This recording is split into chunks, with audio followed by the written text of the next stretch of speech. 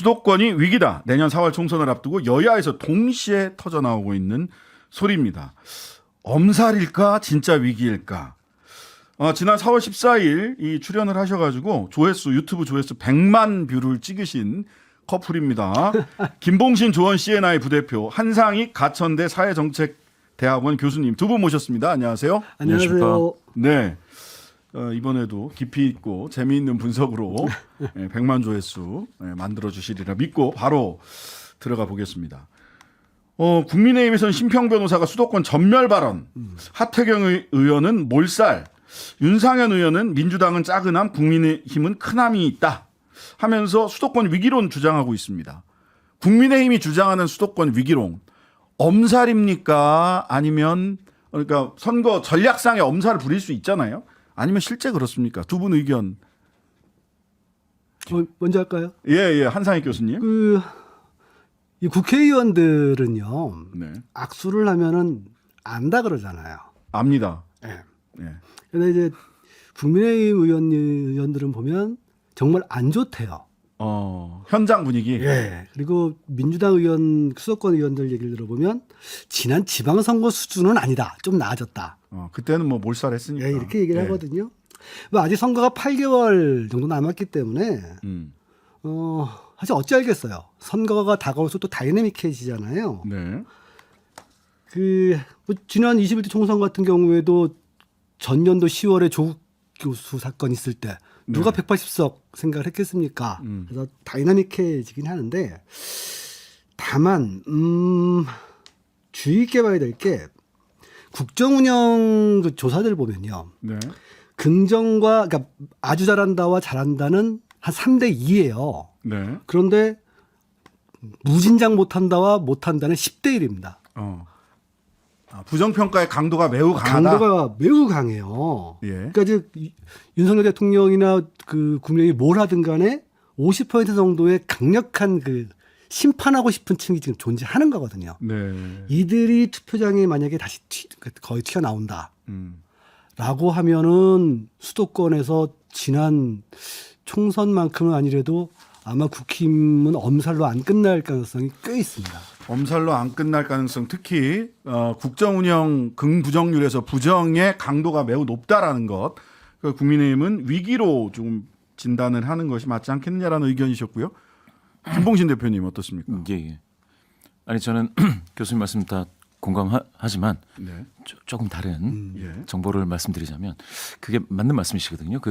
ARS 조사를 보면 적극 부정이 50%, 소극 부정은 뭐 10% 미만이기 때문에 네. 방금 말씀하신 게 맞습니다. 근데 전화 조사로 따지면은 MBS 같은 경우에 이제 4점 척도로 나오지 않습니까? 네. 4점 척도로 나왔을 때 4점 척도라는 거는 예. 적극 긍정, 긍정, 그렇죠. 예. 적극 부정, 부정. 예, 그렇습니다. 그래서 이렇게 4점 척도. 적극 부정이 그렇게까지 많이 되지 않고요. 그러니까 소극 부정하고 적극 부정을 봤을 때 적극 부정이 더 많은 건 사실인데 네. 소극 부정도 한 20몇 % 되기 때문에 네. 이번 주 나온 거는 22대 32 돼서 합의 부정은 54. 예. 그래서 22대 32인 겁니다. 그래서 네. 소극 부정도 아주 적은 건 아닙니다. 그런데 소극 부정이 사실은 투표장 가면 나뉠 수가 있습니다. 여당 쪽하고 이제 야당 쪽으로 나뉠 수가 있어서 이 22%가 어느 쪽으로 움직이느냐에 따라 좀 달라지고요. 아까 말씀 주셨다시피 아까 말씀 주셨다시피 그럼 수도권은 어떻게 되느냐 이렇게 말씀 주시는데 방금 말씀드린 MBS 조사는 조사 결과를 말씀드려야 돼가지고요. 8월 14일부터 16일 3일간 조사했고요. MBS 자체 조사입니다. 조사기관은 엠브레인 퍼블릭 케이스트리스 코리아 한국 리서치이고요. 더 자세한 중앙선거관리위원회 심의위원회 홈페이지를 참조하시면 되겠고요. 네네. 여튼간에 갤럽을 보면 올해 있지 않습니까? 네. 월간 통합으로 봤을 때 7번이 있습니다. 1월 통합, 2월 통합부터 쭉 나오지 않습니까? 이거를 네. 봤을 때는 수도권에서 정당 지지도로 보면 두 정당이 대등합니다. 예. 서울과 인천, 경기 이렇게 보았을 때 네. 대등합니다. 1, 2월 달에 약간 국민의힘이 좀 좋지 않았을까 이런 얘기도 있는데요. 네. 그것도 오차범위 이내고요. 네. 그다음에 4월 달에 경기에서 민주당이 되게 좋았다. 그런데 그것도 오차범위 이내로 보여지고요. 다만 다만 한국갤럽에서 이야기하는 그 뭡니까 이 국회의원 선거에 대해서 어떻게 생각하느냐? 현 정부를 지원하기 위해서 여당이 다수 당선돼야 되느냐? 견제론이냐 안정론이냐? 그렇죠. 견제를 하기 위해서 야당이 다수 당선돼야 되느냐? 요 얘기에서요. 자, 요건데요. 지난 8월 8월 1일부터 3일 조사입니다. 전체 36대 48로 야당이 48, 여당이 더 많이 당선돼야 되가 36, 12%포인트 격차로 야당이 더 많습니다. 네. 자, 근데 서울에서는 이게 40%, 여당 40, 야당 43으로 대등하고요. 네. 그런데 경기가 문제예요. 인천 경기에서는 예. 여당, 즉 국민의힘으로 해석될 수 있는 게 32로 상대적으로 적고 야당이라고 하면 민주당, 정의당, 뭐 기본소득당, 진보당이 있을 텐데 네네네. 이게 무려 52입니다. 네. 20%포인트 격차예요. 예, 경기는 굉장히 격차가 크다. 격차가 견제론의 큽니다. 격차가 크다. 그러니까 만약에 민주당이 서울에서 경고음이 들린다 이 얘기는 서울에서 대등하다는 얘기가 되는 거고요. 네. 인천 경기에서는 야당이 확실히 우위에 있을 것 같다라고 해서 국민의힘이 조금 뭐라고 해야 될까 불안해야 맞죠. 자, 그러면 예. 지금 두 분이 말씀하신 거를 이렇게 종합을 해보면 지금 당장 정당 지지율보다는 두 가지를 보셨어요. 국정 지지율에서 국정 운영에 대한 긍정률, 부정률 이게 내년 총선에 굉장히 중요한 변수일 거다. 두 번째는 선거 구도가 안정론이냐 견제론으로 갈 거냐 이게 또 굉장히 중요한 변수다.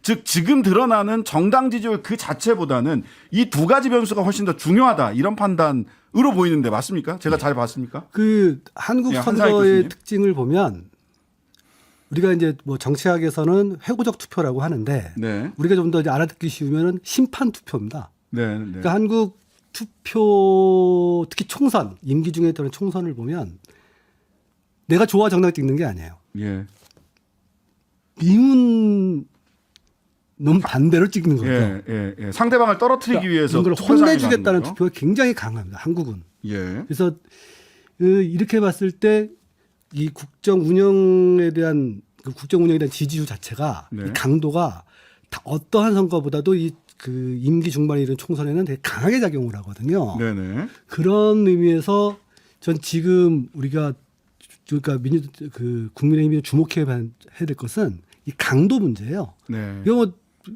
그 갤럽이나 갤럽에서는 한 5대1, 리얼미터에서 한 10대1 나오잖아요. 네. 근데 리얼미터 같은 경우에는 좀 더 투표할 성향이 높은 네. 정치 응답률이 높은 고관여층이란 말이에요. 고관여층이 네. 주로 ARS에 많이 응답을 하기 하는 때문에 경향이 있죠. 근데 이 사람들이 지금은 이제 민주당이 좀 어딘가 되게 무능해 보이고 맨날 검찰한테 끌려다니고 뭐 일 잘하는 것 같으면서 또 싸우고 안 해서 네. 그러니까 선뜻 민주당을 지지한다는 얘기는 안 하고 또 그때 가서도 민주당을 지지해서 투표하지는 않을 거예요.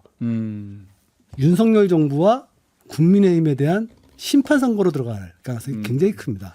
자. 이 경우에 곡소리 나는 거죠. 뭐. 자, 그러면 국민의힘에서 이걸 수도권 위기론 특히 경기 인천 지역에서의 위기론으로 받아들여야 되는 시그널은 지금 조사를 통해서도 좀 드러나는 바가 있다라는 점에서는 전부 다 두 분의 의견이 같은 것 같고요. 자, 그럼 민주당 수도권 위기론도 나오고 있습니다. 왜냐하면 지금 서울 지역 같은 경우는 아까 말씀하신 대로 대등하거나 더 낮게 나오고 국민의힘보다 지지율이 전반적인 추세가 최근 추세가 그런 다음에 가장 결정적으로 많이 얘기를 하는 것은 부정률이 그 국정운영 부정률이 높고 여전히 그 견제론, 심판론, 여당 심판론이나 견제론 수치가 상대적으로 좀 높게 나오는데 여러 조사에서 그럼에도 불구하고 정당 지지율이 그것을 다 민주당이 받아 안고 있지 못하다. 민주당 자체로부터 위기가 근원이 있는 게 아니냐라고 하는 비판인데요. 이런 언론의 이런 판단이나 분석은 어떻게 보시나요? 예, 김봉신 대표님 먼저. 예, 맞죠. 예. 민주당이 간단하게 그런 네. 민심을 다 이제 안고 있지 못하고 있는 건데요. 사실은 이게 그 민주당만 조사 방법에 따라서 지지도가 굉장히 다르게 나옵니다. 네. MBS 같은 경우는 굉장히 저조하고 예. 그 대신 무당층이 많고요. 예. 그런데 뭐 다른 조사 ARS 조사 같은 경우에는 민주당 지지도가 굉장히 높게 높게 나오기도 이게 뭐 2배 이상이 돼 버리니까 네. 되게 이상하다라고 보실 텐데 예. 이건 이제 순서 효과입니다. 순서 효과. 예. 국정 운영을 먼저 물어보면 네. 국정 운영을 먼저 물어보면 아까 교수님 말씀 주셨던 것처럼 그 국정 운영을 먼저 물어봤을 때 부정 평가를 하시는 분들이 확 부정 평가를 해버리고 예. 그리고 나서 정당 지도를 하면 약간 마음에 좀 뭐 균형 심리 같은 게 좀 살아나는 거죠. 예. 그럼 민주당은 또 뭐 국민의힘은 이렇게 좀 뭐랄까 좀 냉정하게 바라보면서 네. 그러면 나는 둘 다 지지하지 않아라고 하면서 무당층으로 좀 빠지는 경우가 있는데요. 네. 그런 경우가 많은데 그게 이제 전화조사가 대부분 국정 운영을 먼저 물어보게 됩니다. 네. 특히 MBS 같은 경우에는 국정 운영을 물어보고요. 예. 긍정 이유 물어보고 부정 이유 물어보고 국정 방향성 물어보고 4번 물어봅니다. 아. 그러다 보니까 국정과 관련돼서 평가를 하라고 하니까 고관여되어 있는 예. 문항은 국정입니다. 지금은. 예. 예. 그러니까 국정에 대해서 이 할 얘기를 다 한 거죠. 예. 그리고 나서 정당 물어보니까 그러면 좀 냉정하게 이렇게 되는 건데 아, 역편향으로 가서 그렇죠. 여당도 좀 지지해줘야 되겠다. 사람 이렇게 균형을 거죠. 맞추는 예. 경향들이 예. 있어요. 아, 두 분 다 똑같네요. 그렇죠. 분석은. 그런데 ARS 조사 중에 일부 조사는 그 굉장히 그 정당을 먼저 물어보게 됩니다. 그러면 정당을 물어보자마자 사실 지금은 정당이 좀 저관여 문항이고 예. 고관여 문항은 국정이니까 예. 국정 평가를 하듯이 정당을 선택을 하는 거예요. 아, 아까 그러면은- 예, 교수님 정확하게 말씀 주신 그 내용이죠. 아, 그러면 국정 운영에 대해서 부정 평가를 많이 하는 분들이 첫 질문이 정당으로 나오면 일단 민주당을 찍고 본다. 그렇죠. 일단은 아. 여당을 선택할 수는 없고 그렇다고 네네. 해서 무당층이라고 하기도 그러니까 그냥 민주당 제1야당을 선택하는 경향이 세집니다. 그러다 보니까 이게 민주당만 이게 춤을 추는 것처럼 조사 방법에 따라 이렇게 나오는 거죠. 자, 그런 이제 또 이게 그 질문 순서에 따라서 사람들의 심리가 답변 예. 심리가 달라지는 거네요. 자, 민주당의 위기입니까? 수도권? 한상익 박사님. 아, 민주당 위기 얘기 나오면 맨 먼저 나오는 게 사법 리스크 얘기를 언론에서 많이 하잖아요. 예, 그렇죠. 이재명 대표, 그다음에 뭐 그리고 돈봉투 사건, 뭐 등등등. 저는 사법 리스크보다는 이제 검찰 정치라고 보는데 네, 이게 사실 예견된 상수예요. 예, 2016년 20대 총선 때 그때 민주당이 102석이었거든요. 시작할 때. 네. 근데 제가 듣기로 그 50명이 넘는 사람들이 기소를 당한 상태였다고 합니다. 그 사법 리스크가 어마무시했던 거죠. 지금 몇 명 안 되잖아요. 그거 따지면. 그런데도 그때 호남의 그 국민의당에 38석을 내주고도 123석으로 일당을 했어요. 맞아요. 둘이 합치면은 2016년. 106석이 넘습니다. 그래서 저는 사법 리스크 얘기는 이미 반영된 리스크는 리스크가 아니에요. 네. 그거는 그냥 상수고 그러니까 이대 쭉 가는 거고요. 이거 자체로 크게 변할 건 없고 다만 민주당이 좀 답답하다. 이게 뭐가 문제냐면 민주당 사람들이 선거가 그렇게 나쁘지 않다고 생각을 하다 보니까 공천 싸움을 들어가 있어요. 전부 다 지금 이미 지역에 가서 지역 사업을 하는 거고 중앙 정치 사업을 제대로 안 해요. 골목 중심으로. 예. 예. 그러니까 사람들이 보기에는 일을 안 하는 것 같거든요. 네네. 일도 못 하는 것들이 어찌 보니까 공천 전려고 싸움일만 하네. 서로 욕만 하네. 하니까 사람들이 선뜻 민주당 지지하겠다는 얘기를 못 하는 겁니다. 네. 그렇게 윤석열 대통령이 못 한다고 생각을 하면서도 네. 그러니까 이 부분을 자꾸 사법 리스크로 집중할 것이 아니라 민주당은 내부 국회의원들이 잘 동원돼서 흔히 말하는 민생 문제 그리고 대정부 문제에 대해서 중앙 정치에 잘 붙어줘야 돼요. 그래야 이걸 돌파할 수가 있거든요. 총선은 아직은 골목이 아니라 여의도에서 결정난다. 용산과 여의도 사이에서 결정이 나는 것이지 지금 민주당 이길 것 같다. 부정률이 높으니까 골목골목 돌아다닌다고 해서 내년 총선에서 표 주는 거 아니다. 국민들이. 예, 그러니까 지금 민주당 공천 싸움, 그러니까 경선 싸움을 너무 좀 일찍 들어가는 느낌이 드는 거예요. 이러면은 지지율이 그렇게 올라가지 않습니다. 잘 안 보이거든요. 어머니 손 한번 잡아주이소. 이걸로 못 이긴다. 그런 말씀이었고요.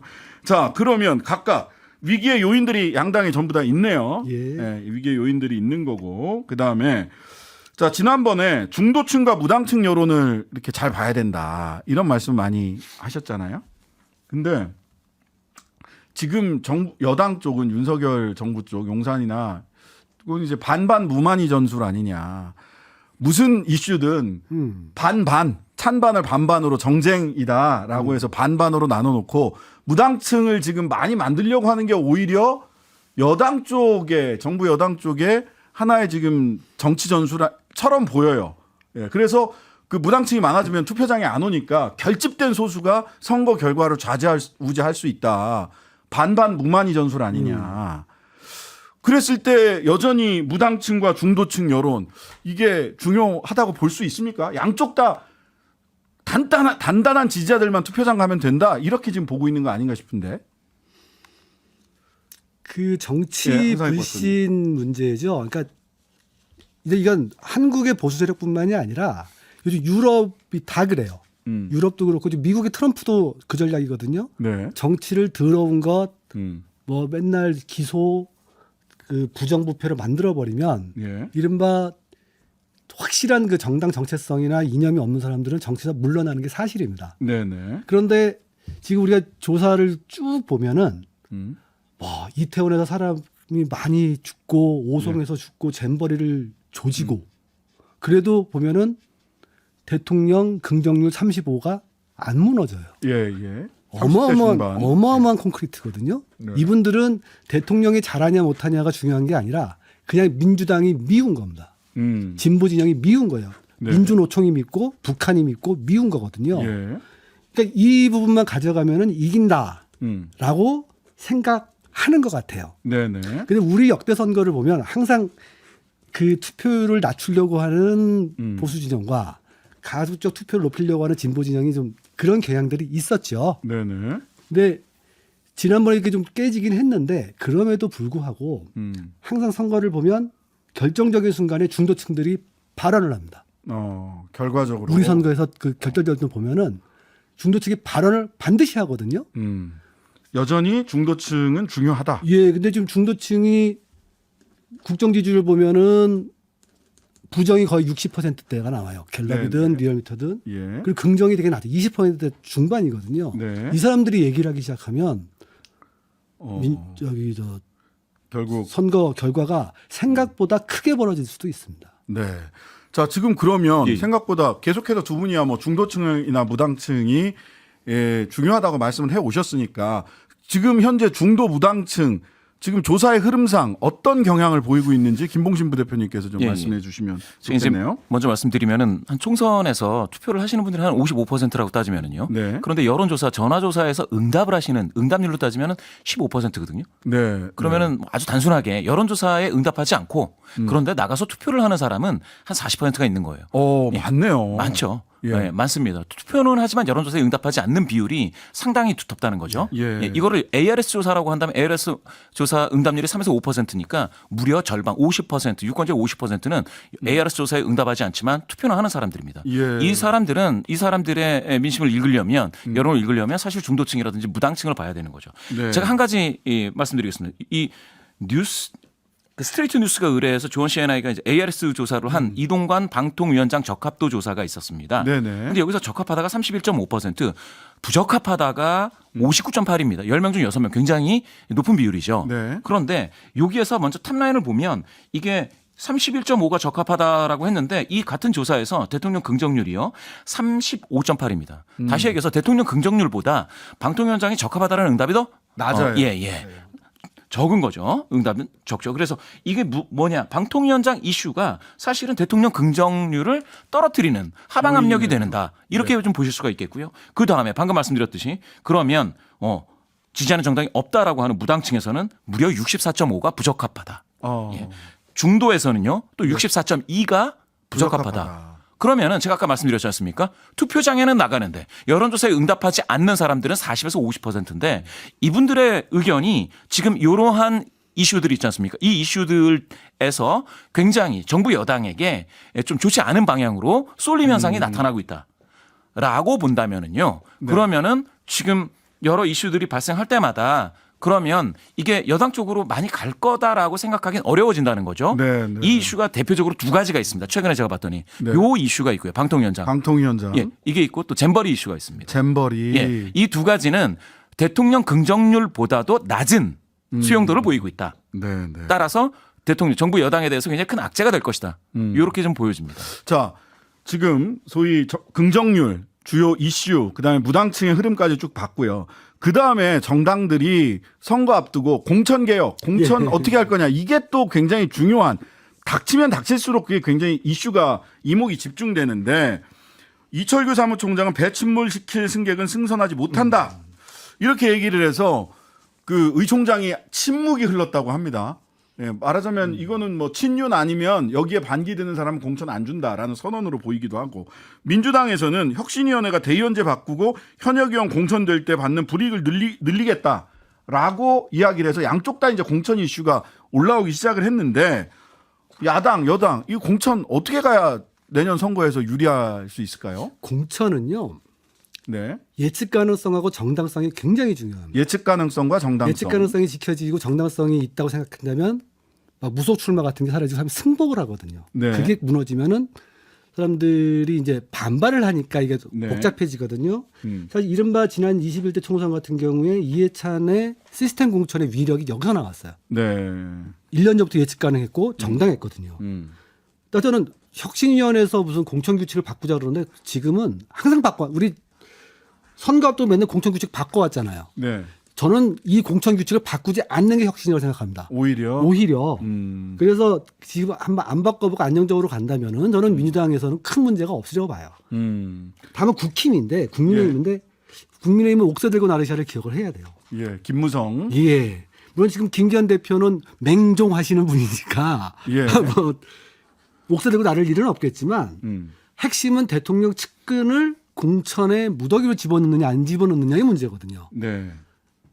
그리고 이랬을 때 유승민, 이준석 정도 비주류뿐만이 아니라 이 사람들은 뭐 당연히 제치고 예. 기존 의원들도 자기 측근을 집어넣기 위해서 뺀다?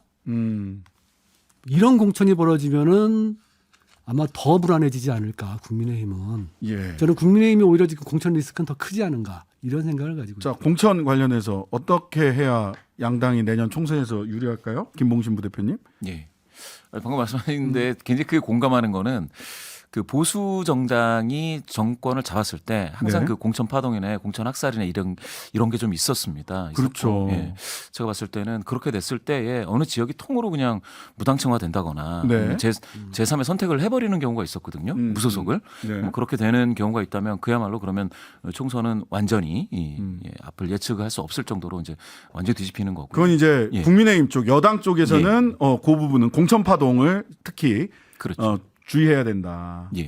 근데 이제 그 민주당 같은 경우에도 그런 게 뭐 국민의당의 이제 경험이 있었으니까 사실 네. 당이 따로 떨어져 나가는 뭐 이런 일이 있었는데 지금 같은 경우에서는 아까 말씀하셨던 뭐 대의연제와 관련된 내용이라든지 이런 것들이 크게 영향이 있을까라는 생각이 듭니다. 왜냐하면 그거는 논의가 계속 되는 거고 당원 중심 정당으로 가는 건 맞는데 대의원 제도의 뭐 존치라든지 이것도 논의의 여지가 있기 때문에 네. 그것 때문에 된다 안 된다는 없을 것 같고요. 다만 그 항상 여나 야나 물갈이는 30에서 50% 해야 된다라는 주장들이 있었고 그렇게 해왔지 않겠습니까? 네. 그게 이제 얼마나 되고 인재 영입을 얼마나 잘하고 하는 것들에 영향을 받을 것이다라고 보여집니다. 자, 신당 창당 여러 이야기들이 있습니다. 이거는 민주당 쪽 소위 진보 개혁 쪽에서도 이런저런 말들이 있고 그 국민의힘 쪽에서도 뭐 대통령 신당부터 시작을 해서 이준석, 유승민 등 비주류들이 신당을 창당하지 않겠느냐라는 예측도 있는데 만약 신당 창당의 가능성이 있는 건지 지금 토대가 있는지 그리고 성공 가능성이 있는 것인지. 뭐 신당이야 뭐 많이 지금 얘기하고 있죠. 뭐 금태섭 의원도 있고 예, 있죠. 예. 근데 이번 그 나물에 딱 그 밥이에요. 근데 이 그 나물의 그 밥인데 이 나물이 좀 싱싱하고 좀 뭔가 그런 나물이 아니라 네, 너무 오래됐어. 너무 시들어 빠진 나물들이에요. 예. 이렇게 되는 경우.